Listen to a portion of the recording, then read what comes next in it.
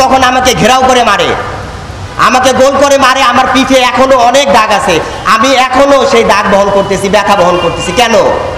কারা তারা? ছাত্ররা।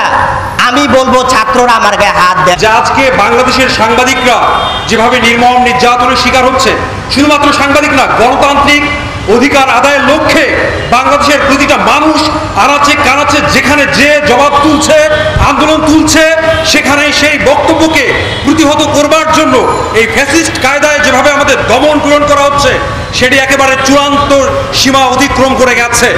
আমি সাংবাদিকতার ছাত্র, আপনারা বলেন যে সাংবাদিকতার কোনো পক্ষ নেই, কিন্তু আমি বলি সাংবাদিকতা পড়াশোনা করে আমি যেটি জেনেছি, সাংবাদিকতা অবশ্যই নিরপেক্ষ নয়। আমরা আসলে কোথায় যাব? আমাদের নিরাপত্তা দেবে কে? এই যে 4 ভাইকে আমরা হারালাম, এই যে কত কত ভাই আজ আহত, রাষ্ট্র কি তাদের খোঁজ